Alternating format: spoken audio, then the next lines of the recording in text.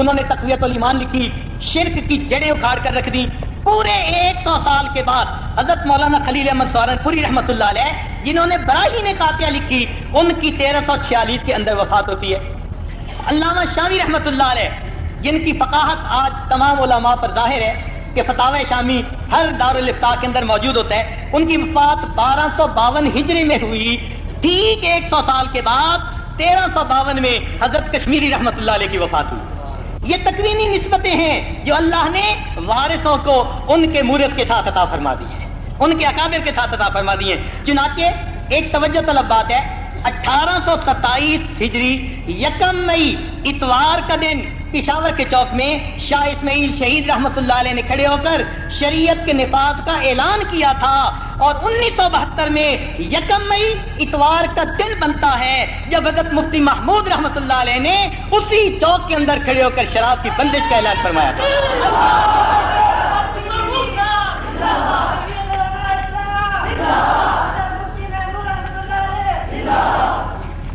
کچھ باتیں انسان کے اختیار میں ہوتی ہیں اور کچھ اختیار میں نہیں ہوتی۔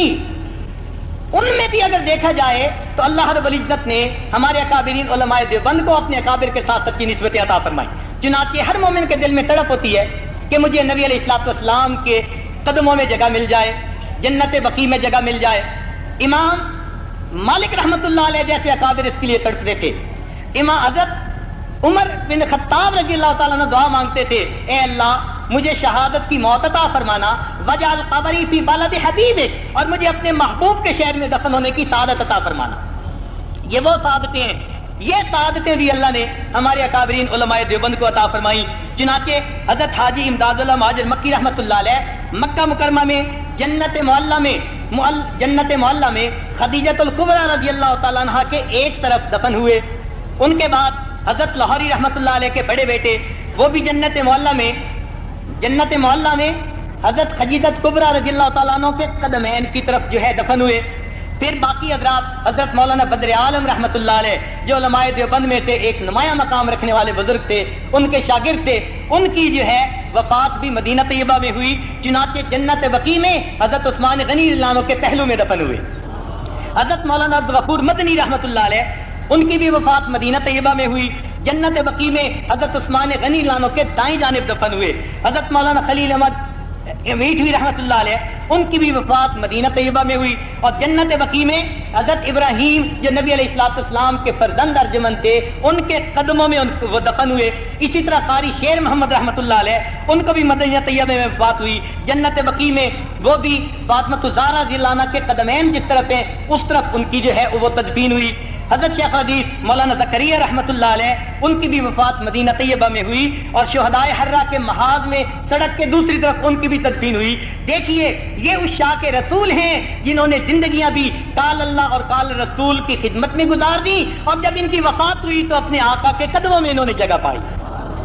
کسی شاعر نے کہا، آقا تیری معراج کہ تو لوح قدم تک پہنچا، تیری معراج کہ تو لوح قلم تک پہنچا، اور میری معراج کہ میں تیرے قدم تک پہنچا۔ علماء دیوبند کو اللہ رب العزت نے روحانی کمالات بھی بڑے عطا فرمائے تھے۔ چنانچہ یہ حضرات خشک ملا نہیں تھے بلکہ صفائی باطن کا کام کرنے والے۔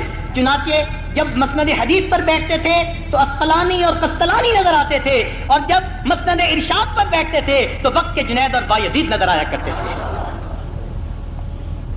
جیسے بھی تھوڑی دیر پہلے کسی بزرگ نے فرمایا کہ دارالعلوم کے محتمم سے لے کر دربان تک سب کے سب حضرات صاحب نسبت ہوا کرتے تھے۔ چنانچہ شیخ الحدیث مولانا انصر شاہ صاحب ان سے ساجد کی ملاقات دارالعلوم دیوبند میں ہوئی، تھانہ دارالعلوم دیوبند میں، تو انہوں نے یہ بات اس ساجد کو بتائی۔ فرمانے لگے کہ دارالعلوم کے پہلے 50 سال میں جو بھی بچہ دارالعلوم سے فراغت حاصل کرتا تھا اس کو سند تو دے دی جاتی تھی، مگر اس کی دستار بندی اس وقت کروائی جاتی تھی جب وہ کسی نہ کسی بزرگ سے صاحب نسبت بھی ہو جاتا تھا۔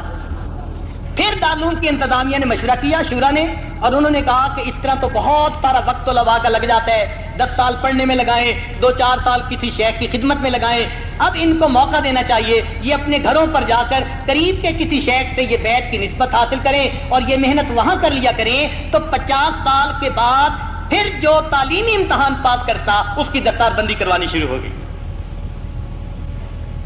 اس لیے اگر کسی آدمی کو فلسفہ اور منطق پہ ناز ہے تو وہ حضرت نانوتوی رحمۃ اللہ علیہ کی زندگی کو دیکھے کہ وہ صاحب نسبت تھے. اگر کسی کو اپنی فقاہت پہ ناز ہے تو حضرت گنگوئی رحمۃ اللہ علیہ کی زندگی کو دیکھے. کسی کو اقامت دین کی کوششوں پہ ناز ہے تو حضرت شیخ الہند رحمۃ اللہ علیہ کی زندگی کو دیکھے. کسی کو اپنی تصنیف و تالیف پہ ناز ہے تو حضرت اقدس تھانوی رحمۃ اللہ علیہ کی زندگی کو دیکھے. اگر کسی کو اپنی ذہانت پہ ناز ہے حضرت مولانا انور شاہ کشمیری رحمۃ اللہ علیہ کی زندگی کو دیکھے. اگر کسی کو اپنے تقویٰ پہ ناز ہے حضرت مولانا مظفر حسین قادری رحمۃ اللہ علیہ کی زندگی کو دیکھے. کسی کو اپنی توحید کے اوپر ناز ہے تو حضرت شاہ اسماعیل شہید رحمۃ اللہ علیہ کی زندگی کو دیکھے. کسی کو اپنے جذبہ دعوت و تبلیغ پہ ناز ہے حضرت مولانا الیاس رحمۃ اللہ علیہ کی زندگی کو دیکھے. اگر کسی کو ادب اور عربیت پہ ناز ہے حضرت مولانا سلمان ندوی رحمۃ اللہ علیہ کی زندگی کو دیکھے.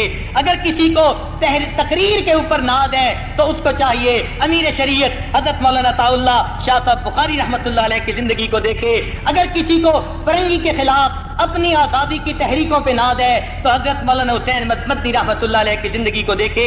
یہ وہ حضرات تھے جنہوں نے ہر محاذ پہ کام کر کے یہ بتا دیا کہ ہم ظاہر میں بھی دین کا کام کر رہے ہیں اور باطن میں نسبت کا نور بھی رکھتے ہیں. لہذا یہ نسبت کا نور رکھنے والے وہ اکابر تھے جن کو اللہ نے دین کی خدمت کے لیے قبول فرما لیا تھا. چنانچہ امیر شریعت رحمۃ اللہ علیہ عطاء اللہ شاہ صاحب بخاری رحمۃ اللہ فرماتے تھے کہ مجھے یوں محسوس ہوتا ہے کہ صحابہ کرام کا قافلہ جا رہا تھا, ان میں سے اللہ رب العزت نے چند روحوں کو پیچھے روک لیا اور ہمارے زمانے میں پیدا فرما دیا تاکہ متأخرین متقدمین کی زندگیوں کے نمونے اپنی زندگی کے اندر دیکھ سکے. اللہ رب العزت نے ان کو وہ قدسی نفوس بنا دیا تھا. چنانچہ ان کی علمی نسبت نبی علیہ الصلوۃ والسلام تک پہنچتی ہے. عزیز طلباء, ہمارے یہ اکابر اپنی علمی نسبت میں بڑے مضبوط اور پکے تھے. چنانچہ ذرا توجہ فرمائیے, حضرت مولانا قاسم نانوتوی رحمۃ اللہ علیہ نے درس حدیث حاصل کیا کن سے؟ حضرت شاہ عبد الغنی مجددی رحمۃ اللہ علیہ نے. انہوں نے یہ نور حاصل کیا شاہ اسحاق رحمۃ اللہ علیہ سے. انہوں نے حاصل کیا شاہ عبد العزیز رحمۃ اللہ علیہ سے. انہوں نے حاصل کیا شاہ ولی اللہ محدث دہلوی رحمۃ اللہ علیہ سے. انہوں نے حاصل کیا شیخ ابو طاہر مدنی رحمۃ اللہ علیہ سے. انہوں نے حاصل کیا علامہ محمد بن احمد صاحب مجمع البحار رحمۃ اللہ علیہ سے. انہوں نے حاصل کیا شیخ حسام الدین صاحب کنز العمال رحمۃ اللہ علیہ سے. انہوں نے حاصل کیا ربی بن سعید سے. انہوں نے حاصل کیا ابو عیسیٰ ترمذی رحمۃ اللہ علیہ سے. انہوں نے حاصل کیا امام بخاری رحمۃ اللہ علیہ سے. انہوں نے حاصل کیا محدث یحییٰ بن معین رحمۃ اللہ علیہ سے. انہوں نے حاصل کیا امام ابو یوسف جن کو منصف الحدیث کا لقب دیا گیا, جو امام اعظم ابو حنیفہ کے شاگرد تھے, ان سے حاصل کیا. امام ابو یوسف رحمۃ اللہ علیہ نے امام اعظم ابو حنیفہ رحمۃ اللہ علیہ سے حاصل کیا. امام اعظم ابو حنیفہ رحمۃ اللہ علیہ نے امام حماد سے حاصل کیا, اور انہوں نے عبداللہ ابن مسعود لانو سے حاصل کیا, اور عبداللہ ابن مسعود لانو نے یہ حدیث کا نور محمد الرسول اللہ صلی اللہ علیہ وسلم سے حاصل کیا. ہمارے اکابرین کی یہ علمی نسبت اتنی پکی سچی اور مضبوط ہے کہ اللہ رب العزت ہمارے اکابرین کو ہماری طرف سے بہترین جزائے خیر عطا فرمائے, جنہوں نے ہمیں اپنے پیچھے چلانے کی بجائے شریعت کی روشن راہ کے اوپر چلا کر دکھا دیا.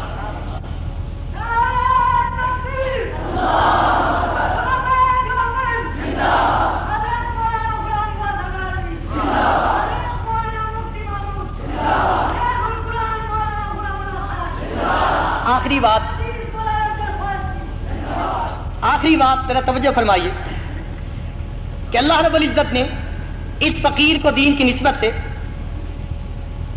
دنیا کے کئی ممالک میں سفر کی توفیق عطا فرمائی. مشرق دیکھا, مغرب دیکھا, امریکہ دیکھا, افریقہ دیکھا, وہ علاقہ بھی دیکھا جہاں 6 مہینے کا دن 6 مہینے کی رات. وہ جگہ دیکھی کہ جہاں پر لکھ کر گورنمنٹ نے لگایا ہے اینڈ آف دی ورلڈ, یہ دنیا کا آخری کنارہ ہے. سائبیریا کی وہ جگہ دیکھی جہاں پر سارا سال لوگ برفانی گھروں کے اندر, برف کے بنے گھروں کے اندر زندگی گزارتے ہیں. افریقہ کے جنگلوں میں جا کر زندگی کو دیکھا. لیکن یہ عاجز اتنی بات بابودو مسجد میں بیٹھ کر عرض کرتا ہے کہ یہ عاجز دنیا میں جہاں بھی گیا وہاں پر علماء دیوبند کا کوئی نہ کوئی روحانی فرزند پہلے ہی بیٹھا دین کا کام کرتا نظر آیا.